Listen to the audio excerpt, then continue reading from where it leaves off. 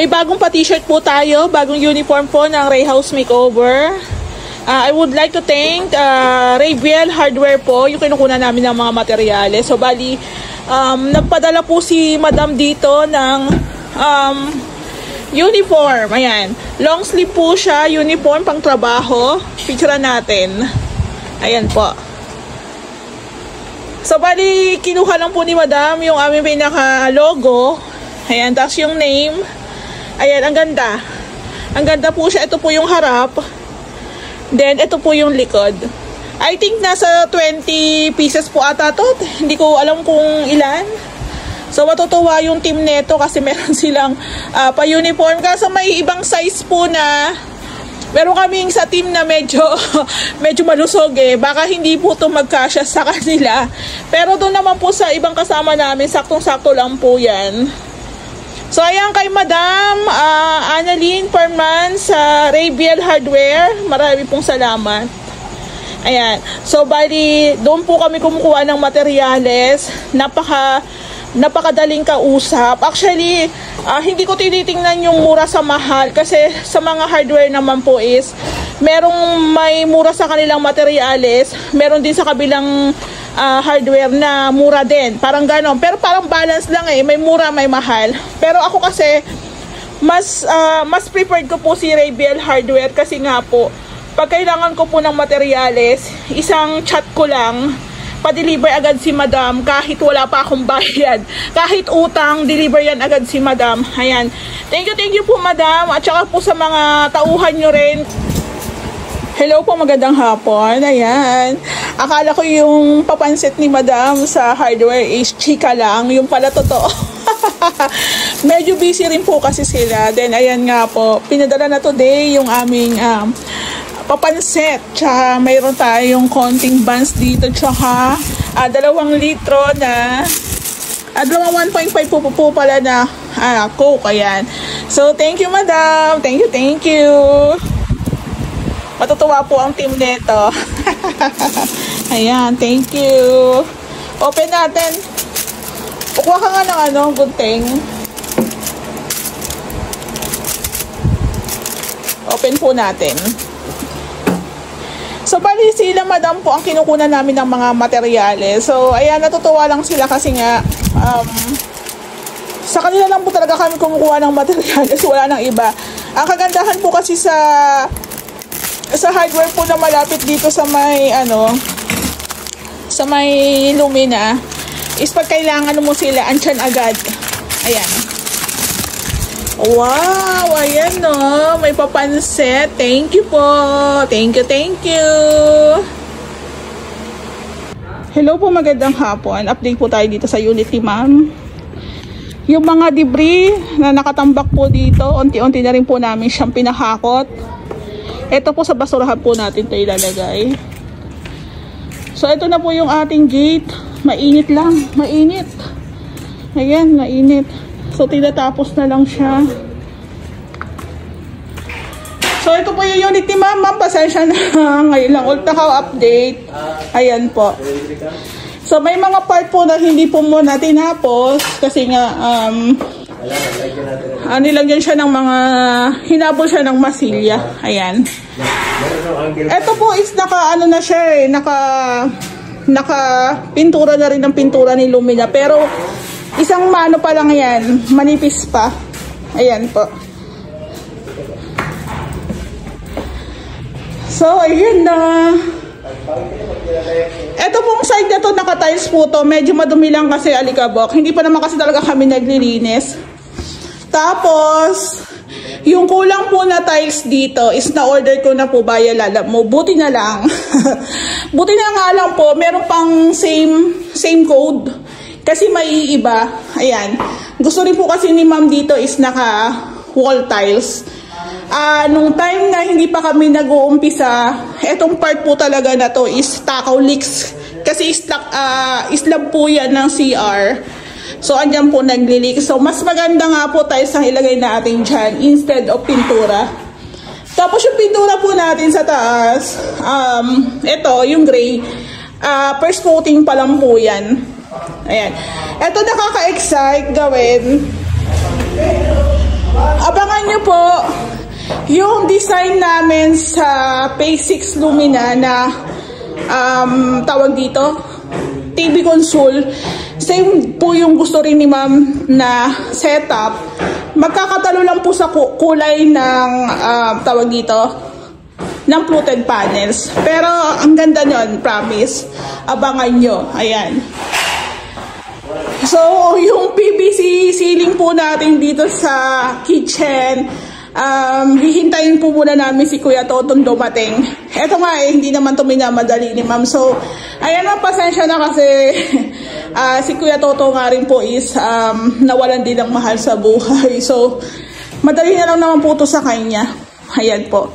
So, at least okay na yung ating tiling works dito, pati po sa kitchen naka-tiles. Sinasabi po nung iba, madilim daw, walang bintana.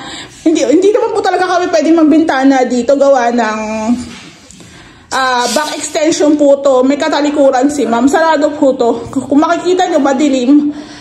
Wala pa po kasi talagang ilaw. Ayan. So dito naman po sa part na to, may bintana naman kami dito. Yun nga po yung sinasabi ko dun sa mga nagko-comments. Kami po is contractor. Kung ano lang po yung instruction ni clients, yun lang din po yung sinusunod namin. So, hindi po namin sila pwedeng pakialaman kung ano po yung decision nila. Kami kung ano lang yung gusto susundin namin. Kung pwedeng gawin at pwede i-consider, ginagawa po namin. Pero kung papakailaman po namin sila sa gusto nila, hindi po pwede. Ayan. Unang-una, lalo na po sa Ray House Makeover. Sabi ko nga po, kayo ang titira dito, kayo po dapat ang masunod. So, meron din po pinapahabol si ma'am. Maglalagay po kami ng parang hamba dito na design. Ayun, hahanapan po namin yan ni Ray kung merong available.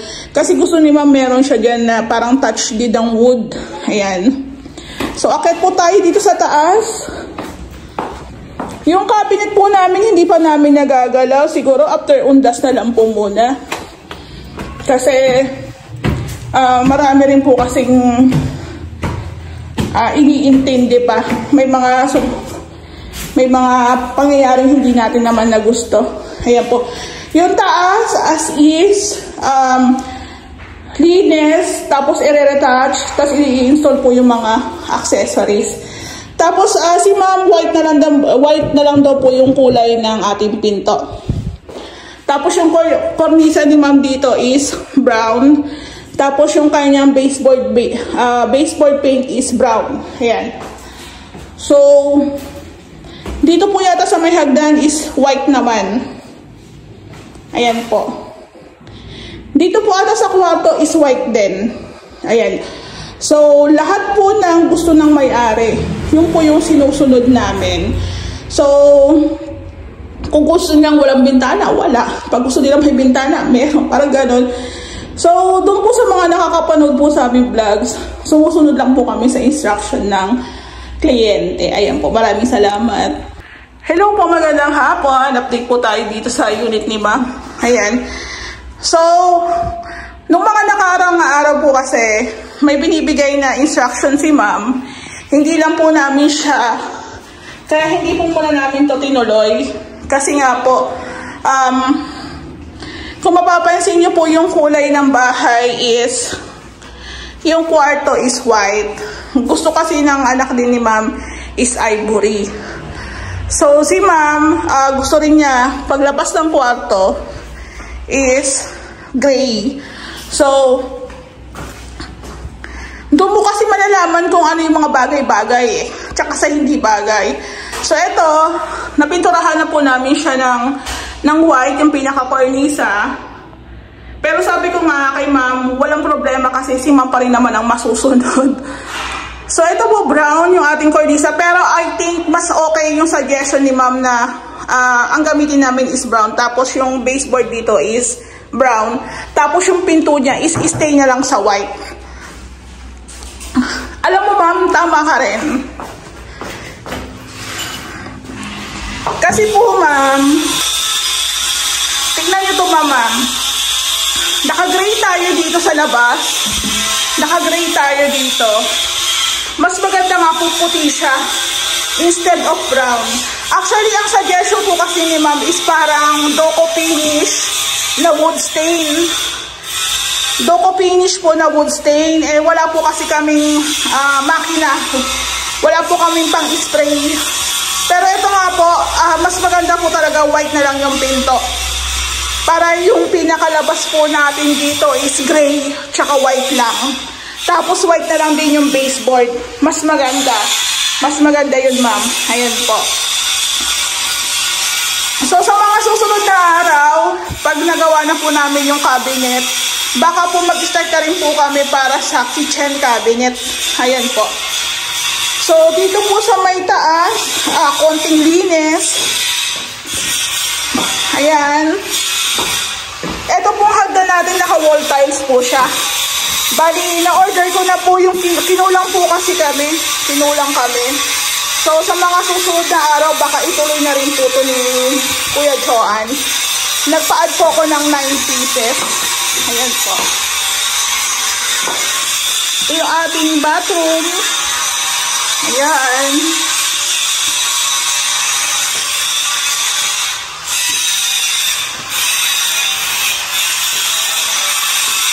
So, halos konti na lang po yung mga materialis na nandito. Ayan, pang-cabinet na lang to. Tapos, naka-wall tiles tayo dito. TV console, yung kisame, saka yung ating cove. Ayan po.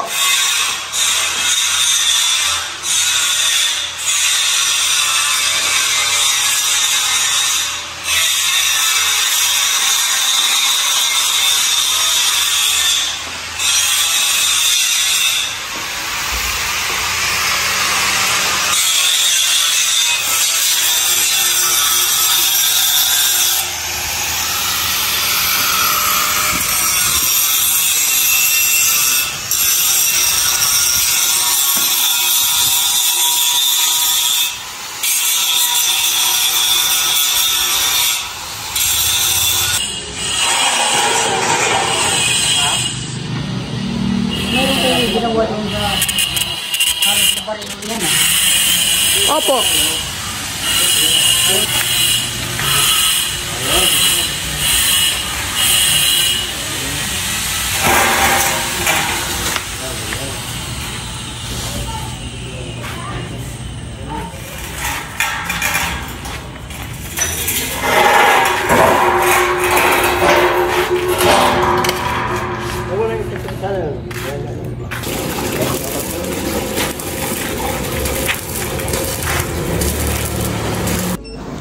Bali po pupunta kami ng All Home kagabi.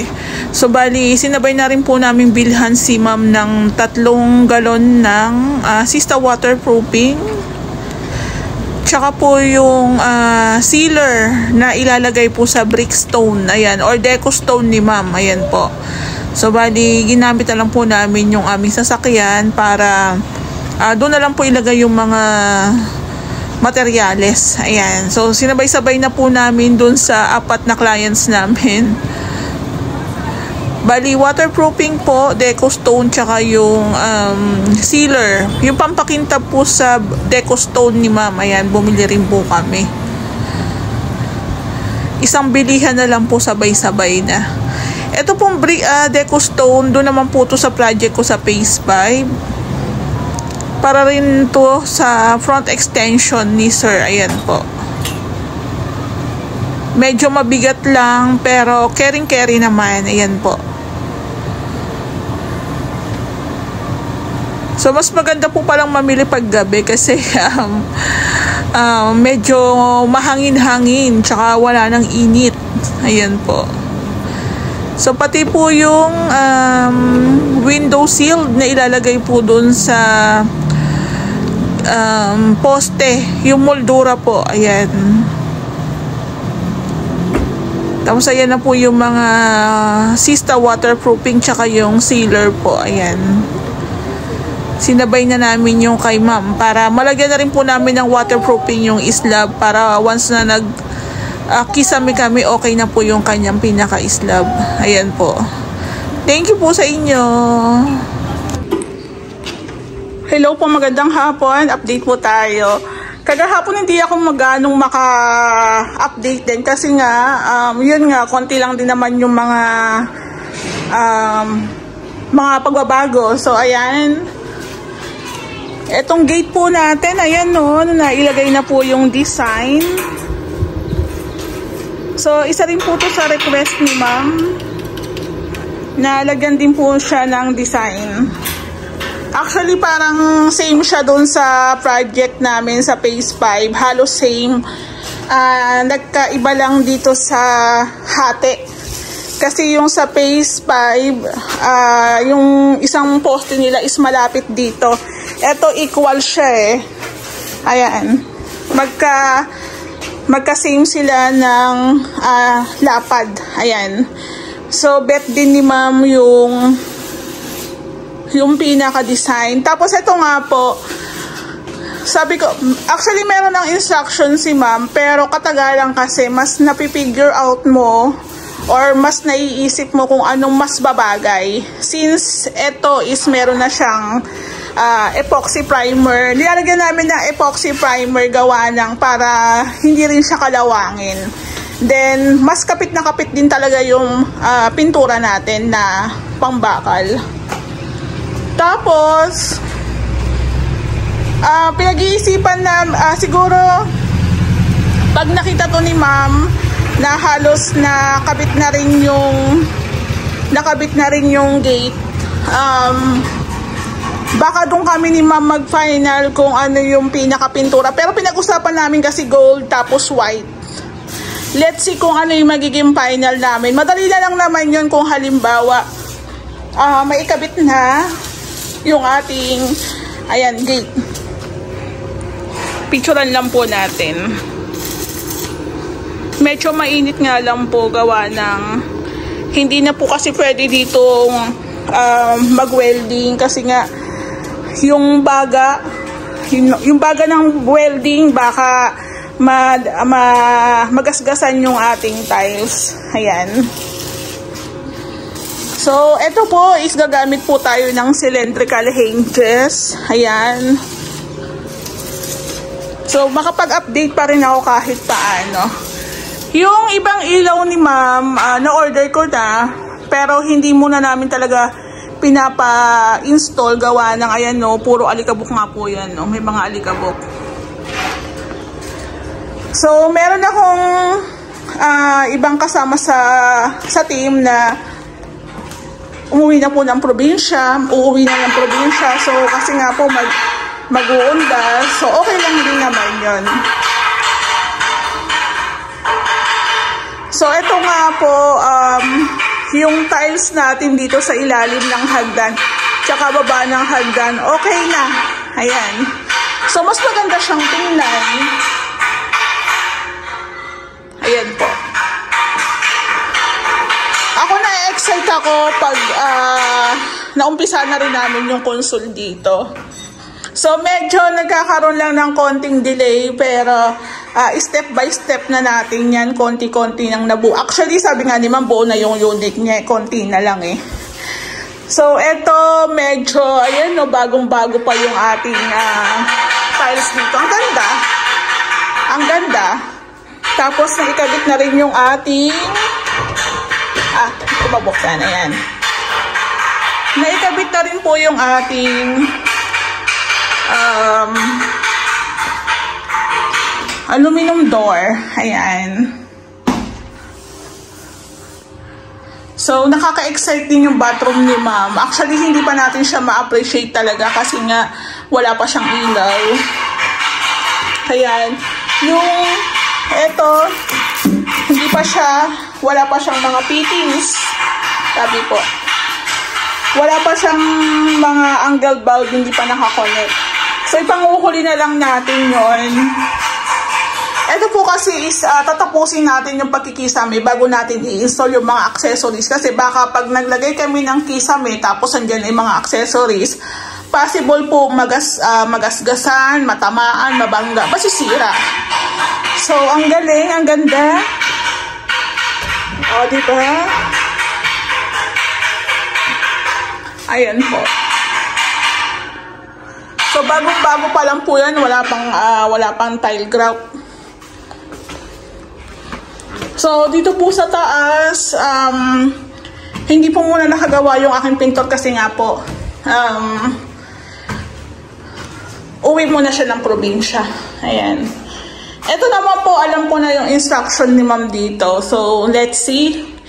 Pero pag napanood mo to, mas bagay talaga na kornisa na brown. Tapos dito sa baba, i-kornisa na rin, i-paint na rin natin siya ng brown.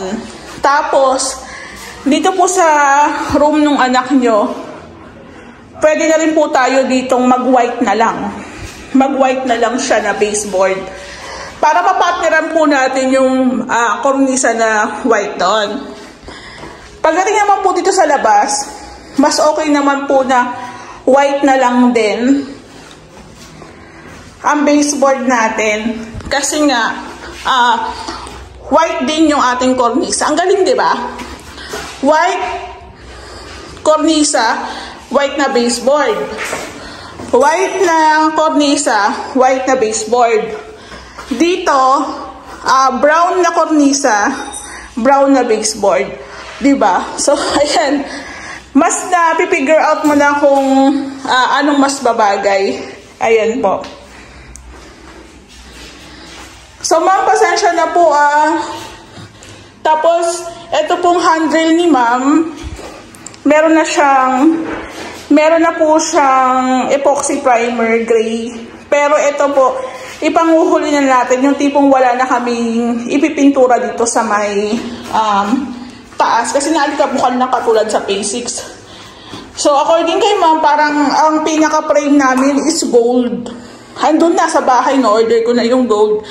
Tapos, ito pong pinaka-design is white yata to. Yun yata yung mas preferred ni ma'am. Pero, syempre, yung final decision na kay ma'am pa rin. Pero nabanggit niya na sa akin yun eh. So, magiging maganda. Mas lilitaw yung kulay nito kasi gold. Kasi, nagtutugma-tugma yung kulay eh. Tapos, ang ganda, ang laki. Ayan, ang laki na oh. So, na-excite din ako sa mga bibilihin nila na mga accessories. Ayan po.